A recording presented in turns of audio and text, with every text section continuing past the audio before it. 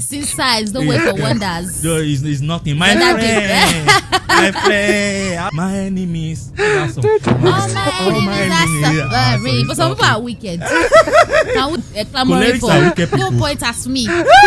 In therapy. That's right. And I love that we're doing this morning because this is the first Tuesday in the First month Tuesday of May. And May is Mental Health Awareness Month. Yes, sir. So it's really important Happy that Mental Health Awareness you Month, are Dr. here Michael. this month of May. Every Tuesday like this, you are sat. Every Tuesday in this month of May, be here. Be here. It's very important. Absolutely. Good morning, Dr. Michaels. Happy New Month, Dr. Michael. Happy New Month. Same to you. Yeah, how you feeling? Awesome. As always, always awesome. How has been? What is your watchword for the month? Yeah, it's meditating on success and security, two outcomes of life. Meditating on success and security. That's it. What do you mean by Two security? preferred outcomes in life. Two preferred outcomes in life is meditating on success and security. As in, success and security are two preferred outcomes in life. Two preferred outcomes in life. So you want to be successful, at the same time you want to be secured. Yeah, because it's not enough to just have security. You have to be able to secure that security. You have to be able to secure that success. So we have success in health. We have success in we have financial success. That's riches. But when riches become secured, that's wealth. When riches become secured, that's is wealth. Absolutely. And then absolutely. the marital bliss is success. Yeah. But it's not enough to just have marital bliss. You must be able to secure it. So security determines or elongates the duration. Security elongates the duration. Absolutely. Of success. True. Absolutely correct. That's actually very true. Very true. So whatever it is that you're doing that you want to be successful at, Yeah. you need to be able to secure it, because it's in securing it That it you're lasts able longer. that it lasts longer. Because it's not just enough to have a temporary celebration. You want to have a long-lasting. A long-lasting celebration. It's not enough to just be peaceful with your wife. You want it to be a long-lasting one. Yes, and a beautiful And a marriage. beautiful one. Yeah. So for it to be beautiful, it has to be secured. Secured. Like, where there's one enemy's song that All my All my enemies are enemies. So there are different factors, naturally and normally that would always want to. Distractions. But once it is secured, no matter, The distractions. they won't be able to go across. So Yes. you remain focused. So you keep on having your beautiful, and then it keeps on going from one level of beauty to another. What guarantees So that's another word for security. security, guarantee. guarantee? Yeah, but what guarantees that security? What brings that security? What brings that security? So like I tweeted yesterday, I said the wisdom for success is different from the wisdom for security. So what brings about security is when you now continue to when you have a complete and a strong grasp of who you are.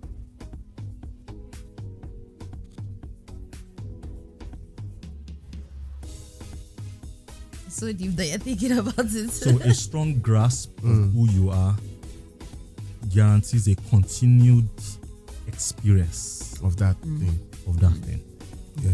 So you want to be able to have a strong grasp of who you are. Yeah. A very strong grasp that when they tap you like this, it's no longer, oh, I was told. It's no longer, oh, I think. It's something that is so sure. Yeah. And you have been able to lay hold on it. And it is mine. Once you're able to lay hold of that information about yourself, that knowledge about yourself, then you are guaranteed. It's just like a tree. Let's have it. Once you have been able to understand how the tree works in bearing fruits, Yeah. so you are sure that you can always reproduce the fruiting periods. So you know that You figure out a system and then you're able to just continuously replicate that system or a formula. exactly. And so you know that no matter the season, no matter even if it is dry season, Yes. you can always have the fruiting period throughout the whole year because you know what to do, the button to press to always bring about that thing. So it's not just enough to have an experience, which is the fruiting experience. Yeah. But you have also been able to understand the genetic factor of that tree And so you know what to press, what to do to have a continued fruiting period, not just 6 months of the year, but throughout the whole year. And it kind of brings peace. So security brings peace. Yes, it and does. It brings confidence. Yes. Once you have once there's security, what comes is peace and confidence. Absolutely. Even like just generally speaking in terms of like physical security, when you feel secured and safe in a place, there are certain things that become the norm. You don't think before you do those things. You just believe that it is okay to do it. How does this impact productivity when you don't feel secured in something? Even at a workplace, if you don't feel secured, it can impact creativity. No, it's not a normal thing to not feel secured. It's not a normal thing. But so I'll tell you why I say that. I remember someone had said something about, when the person's trying to get a job and they're like, when you get to that place, you mind your business, or there's eye service there. So that's a form of lack of security where you cannot be your... So the insecurities will start from the information the person gave you. Yeah. So the person should not have given... So another video, I saw it, I was going to say we're going to treat it with Adeyemi, where it says, do not be too good at your job, because if you're too good at it, you will struggle to be promoted. So that's a corruption of who you are, and that will therefore make you become vulnerable to what is opposite security. Because we are information beings, and what destroys human beings starts from information, and what gives life to human beings is also information. So that's why you don't want to surround yourself and be exposed to those kind of people who say those things. And if you hear those things, you must always remember that it started from you. There's an information in you that attracted those people. People always echo what we believe. People echo what we believe. They always echo our belief system. So you want to make sure that what you should work on is not necessarily people. What you want to work on is the belief system that you have inside you. And that's why we call it white paper analysis. You believe about Micra drivers. Why did you look at me when you said that? Because I wanted you to laugh. So belief about Micra drivers. You want to there's a standard belief about Micra drivers for those who drive. So you want to correct that belief. The reason is because so that there are good Micra drivers. Absolutely. And there are good NURTW people. Yes. So you want to focus, you want to clear your belief about the negative, the non-positive belief about Micra drivers and NURTW, and you want to replace it with, Micra drivers are very good. They obey laws and regulation, and they are very reasonable. NURTW people are responsible people in the society. Once you do that, and then you start meditating on it, thinking about it repeatedly. That's what I meant by meditation. You will just discover that those are the kind of people you will hear about, you will meet, and even when you are driving your car, those are the people that will be on the road. All other people that are contrary, they will be in cafeterias, they will be in the cafeteria, they will be in buka houses. They won't be on the road when you are passing by. So you want to feed yourself constantly with information about what you want, because everything starts with an information. So instead of saying when you don't be too good at work because you might not be promoted, be good at work, because not only will you be promoted, you will also have several offers. The person that said that said it with like there's a good intention behind what the person said, but there's a way you talk to ladies. That's why I say ladies, we can follow their model. If you talk to a lady now, you say, "Oh, sorry, you don't have to do that." Is that what you are saying? Are you trying to call me this? So, if you can, that's why if you are good with women, you will be good in life. If you know how to talk to a woman, then you will be able to know how to talk effectively to your mind and to the system that God has created in the world in a favorable way. If you have a woman, you, whether you like it or not, you will learn by force or by fire how to talk. Yeah. So if you see a married man or a man that has been with women, you discover that he is different from a man that has never been with women.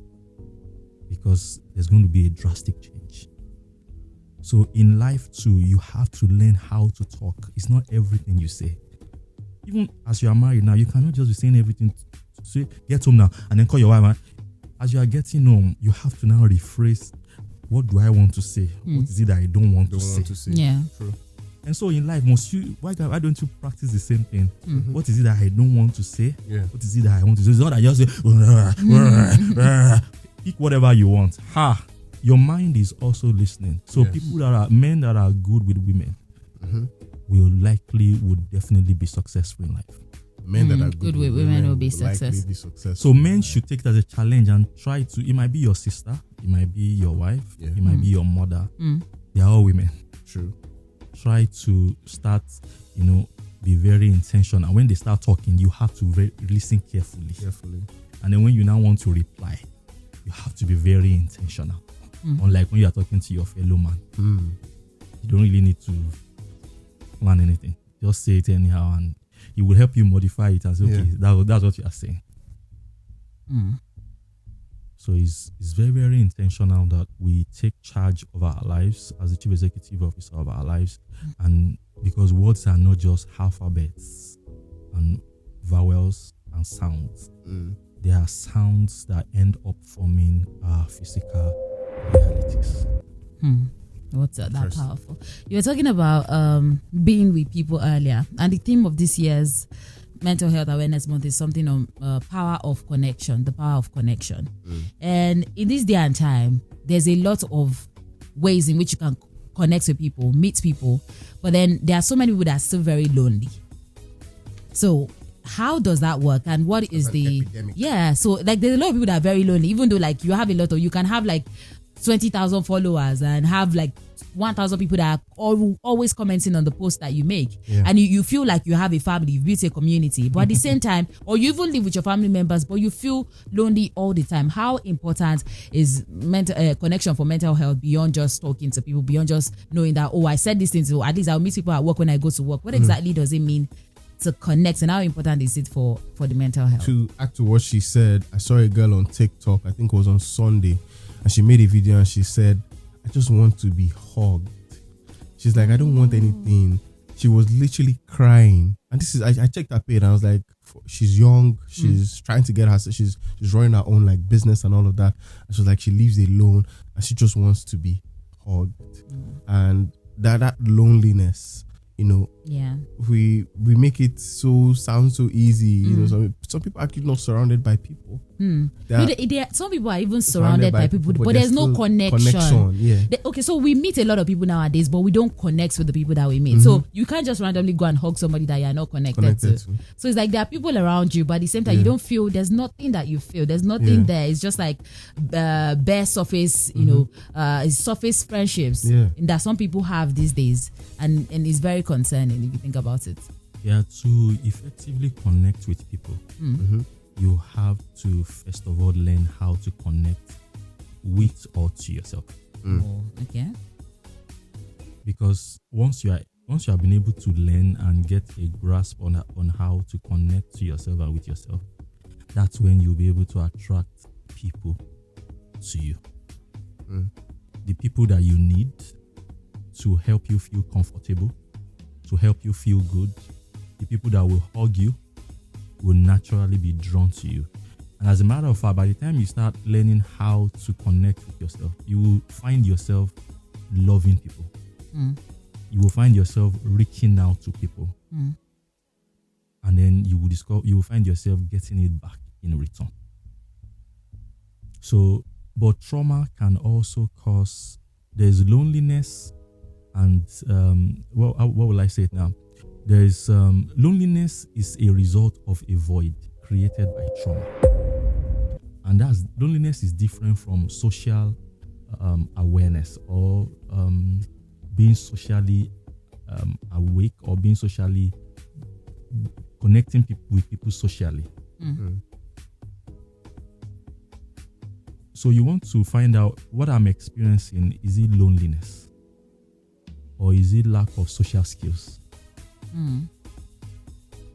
So you want to find if it is loneliness as a result of, which is as a result of trauma, then, or void created by trauma, then you want to deal with trauma. Because if you don't deal with that trauma, no matter the number of people you have around you, you won't be able to have social skills to be able to connect with people.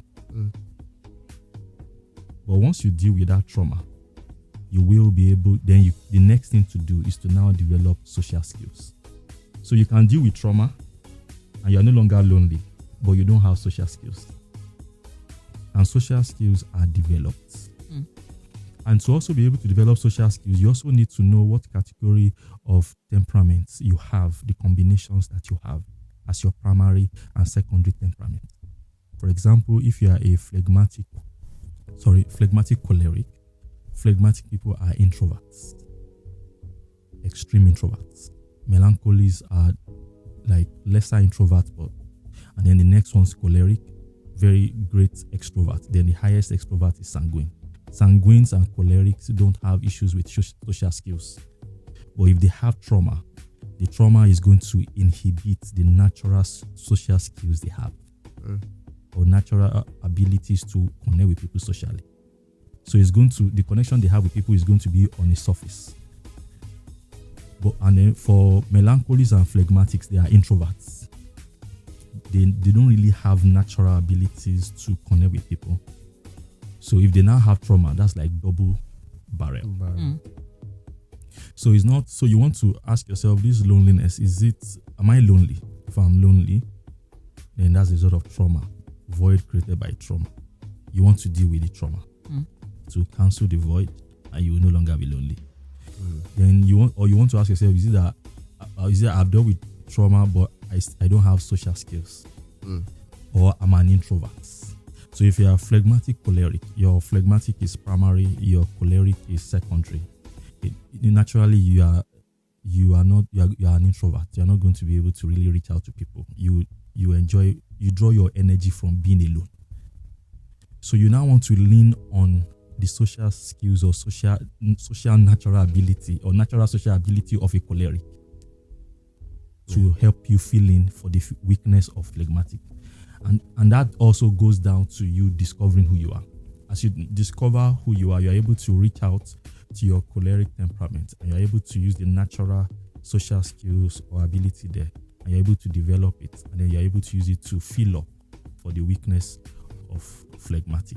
So you're able to know when to switch on your phlegmatic, introvert, withdrawn stuff out of you, and you are able to know when to switch on your choleric that has natural way of always reaching out to people. So you're able to know when to be alone and when to reach out. You're able to know when to connect with people and the rest like that. But the ultimate thing is everything starts from you being able to connect with yourself.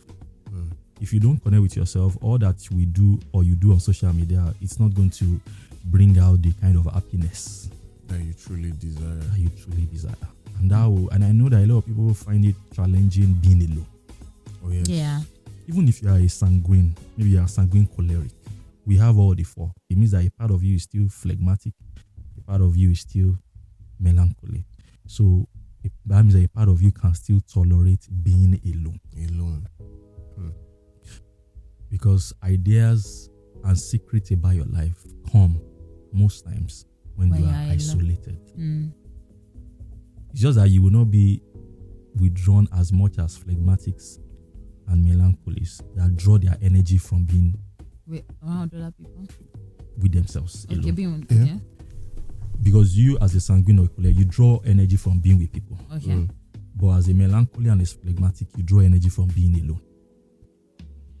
So what we are trying to say is that you want to draw a balance. If you are melancholy phlegmatic, you want to draw a balance. You are not going to just be alone. you want to also try to have social skills to reaching out to other people so that they can supply what you need but you don't have. That's the whole essence of social skills. And that's why those who are successfully social are people who are open-minded, who are ready to receive from other people. It's not that you are coming into the social skill and you are trying to force things down the throat of people. Yes. You're trying to make them, you only want to accept what you want, not what they bring. In fact, the law of conversation states that you allow the person to talk about him or herself, not even about you. Not about you. True. So it then becomes very easy to initiate a conversation. Daniel, when did you barb your hair? That's about you. Yes. How many times do you barb your hair? Oh, mine is once in a month. What about you? And people love talking about themselves. Yeah, people love talking about themselves. Yeah. And that's where you start. But all those things are like nothing when you are yet to deal with trauma. They're nothing. So talking about that trauma, I think another thing that people would talk about when it comes to friendships nowadays, where they say is something that they find very challenging, is that you do not know the connection that you will make that would be the one that would drain you.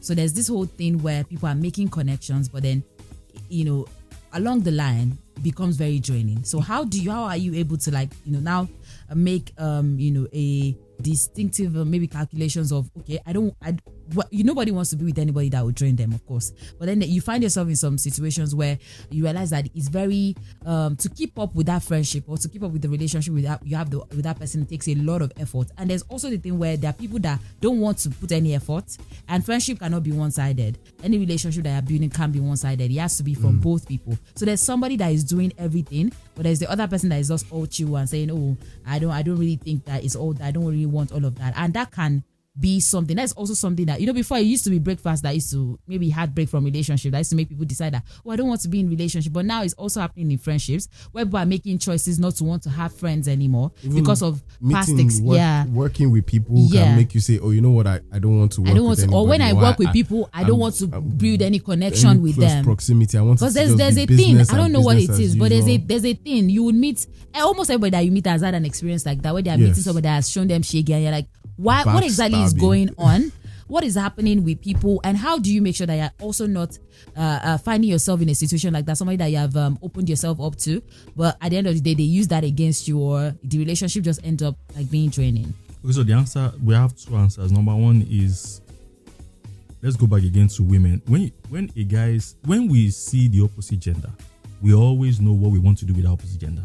Either to have a normal relationship, or to have a sexual relationship, or to have a serious romantic relationship. Yeah.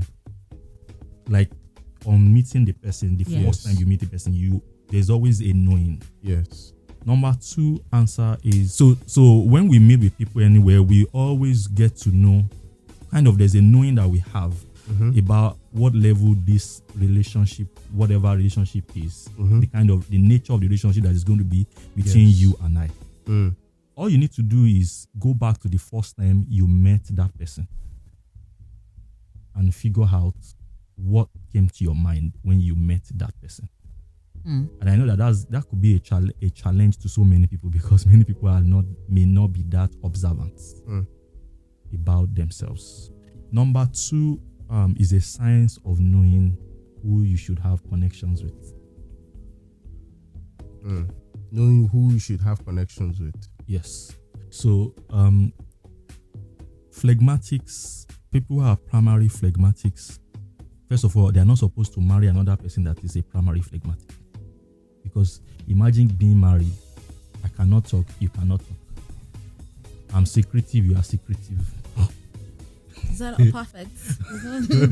But there will be a connection between us. Yeah. And in fact, there will be peace. So you cannot say, because I have to marry her because I always have this sense of peace. Are you not supposed to be having peace with people?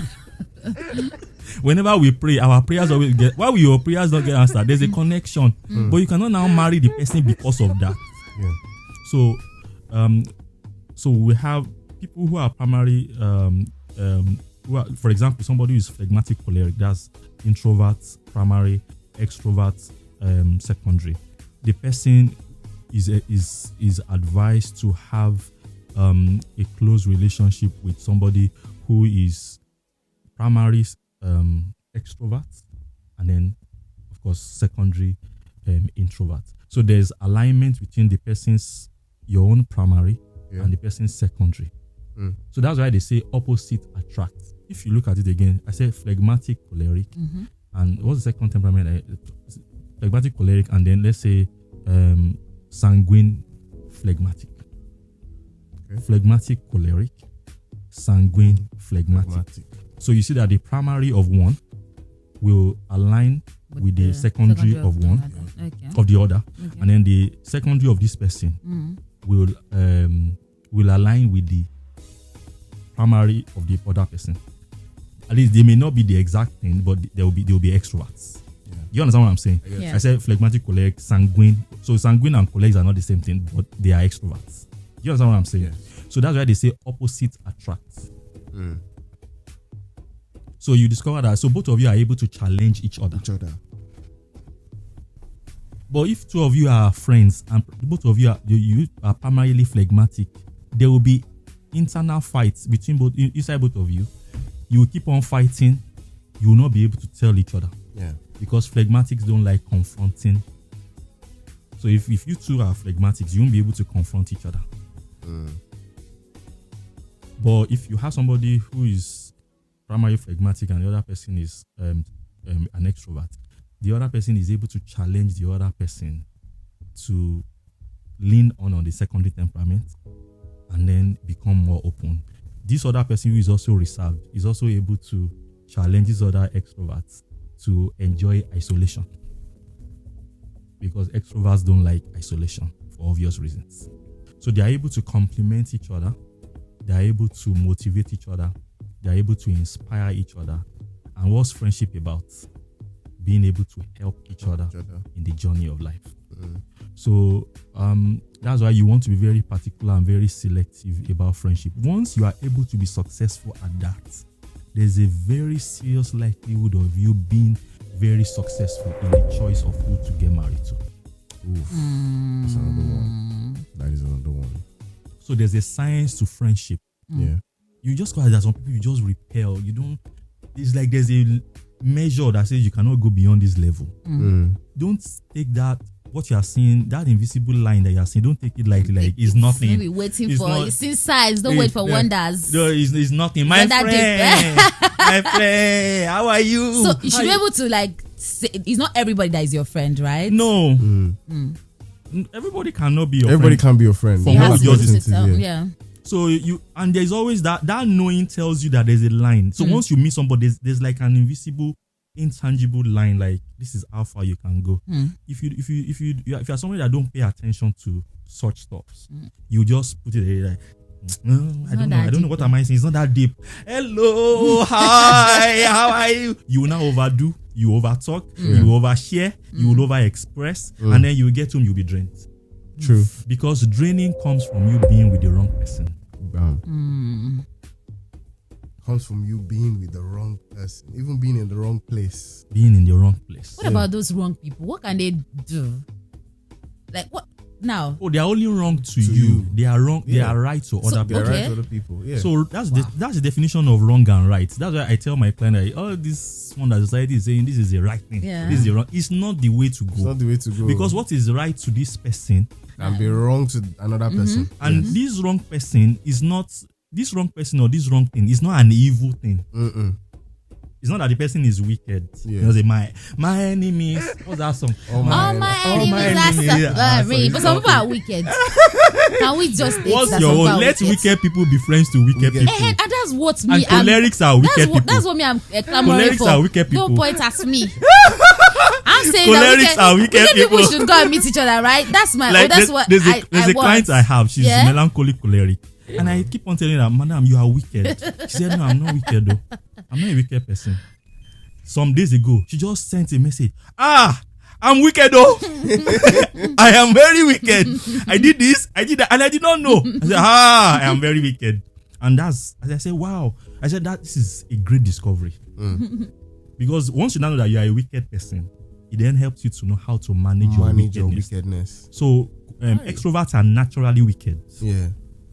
And so they must be able to, depending on the if it is primary or secondary, and depending on what they have as primary or secondary, will also help them to be able to manage. Like for example, somebody who is phlegmatic choleric, the person is wicked, but you will never know.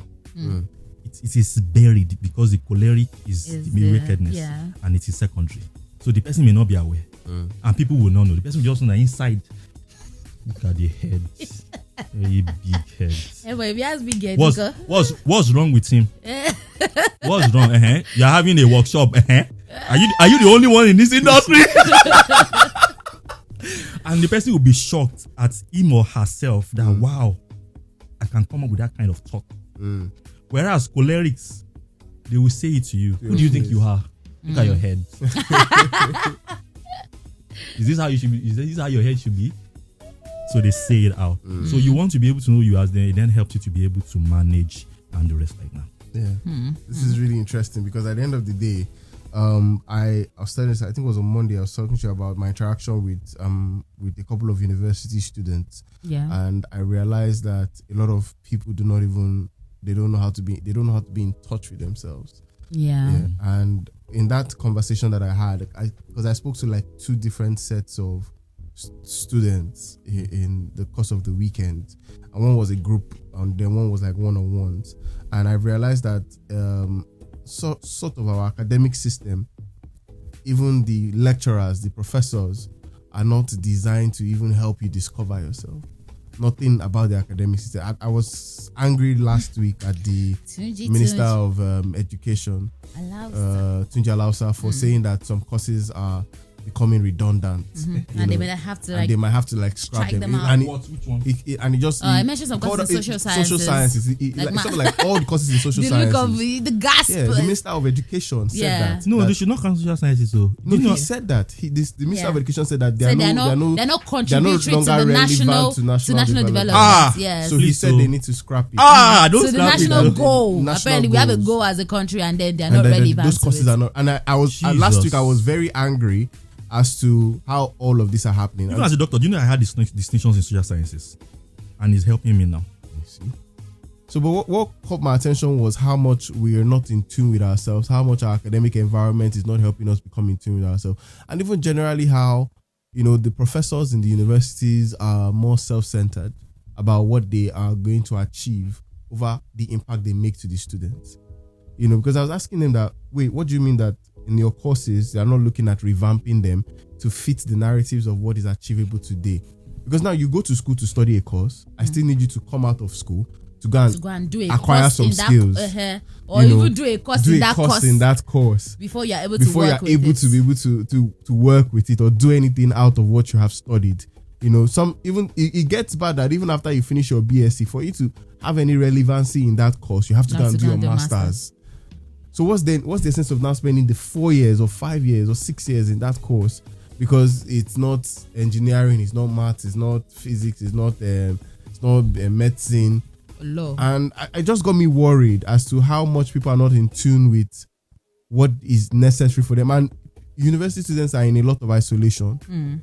They're in a lot of isolation. Because I'm asking them, so what are you doing apart from school? They're just focusing on passing their exams. I'm like, no, there's a lot more to, like, you can't just focus on passing that exam, because half the time nobody really cares what you have studied. It's the social skills that you have, the skill sets that you have that from the course you have studied that can help you. So I had to start telling them that, now that you're studying this, what are you interested in? I was talking to one, and one was like, I want to become a studio manager. I was like, what do you mean you want to become a studio manager and you're studying this course? What are they? Why are they teaching you that you can aspire to become a studio manager? And I was like, why are they teaching you that? Why are they not teaching you that you can become a writer, you can become a photojournalist, you can begin to explore your skill sets in a way that, okay, these are the courses, these are the relative courses. Okay, you studied mass comm, that means that you can take an extension outside school to start maybe looking at human resource, PR, project management, all of these things. Why are they putting that idea in your head? Why is it what your professors are teaching you?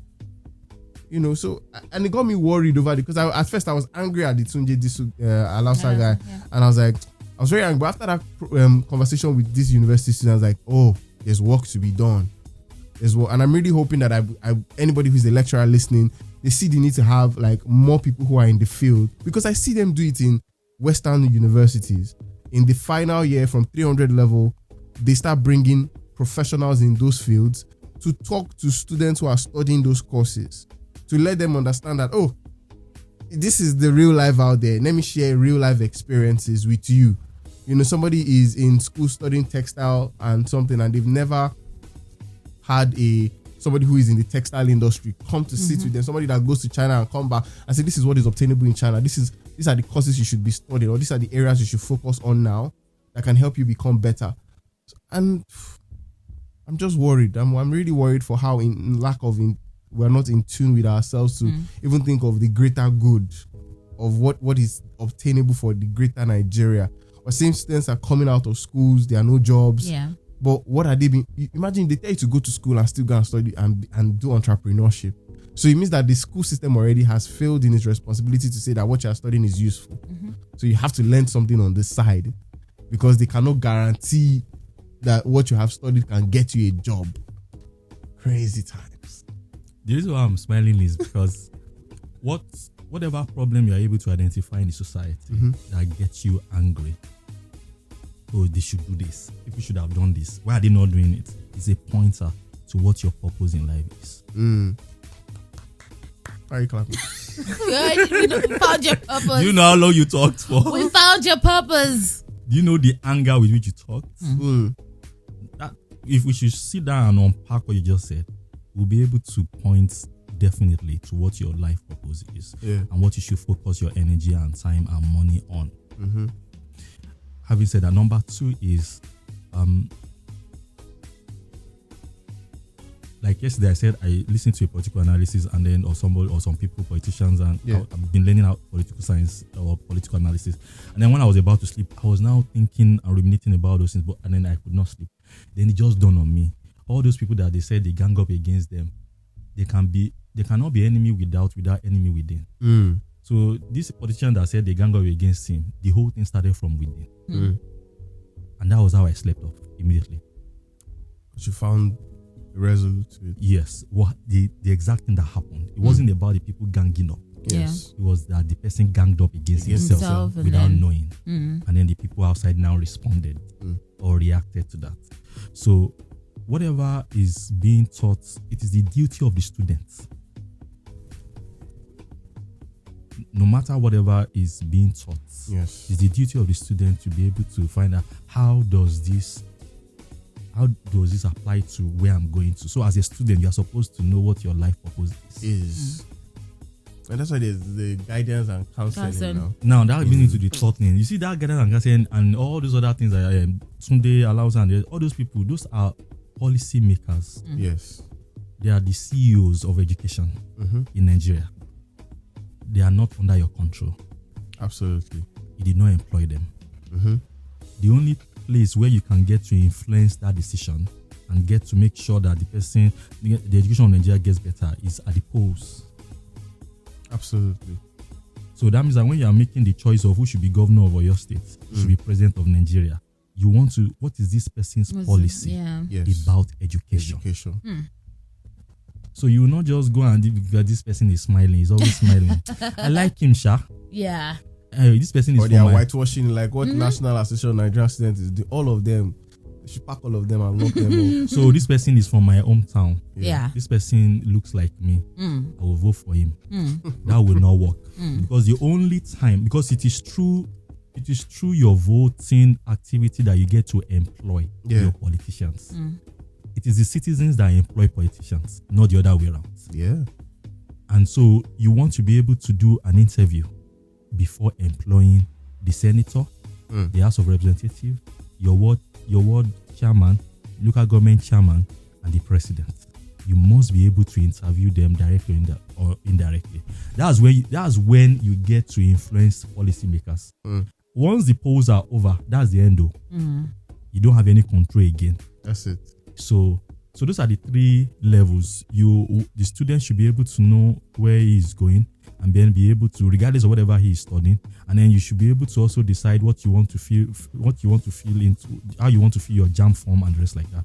And if you are studying a course that is not related to where you are going to, you must find a way.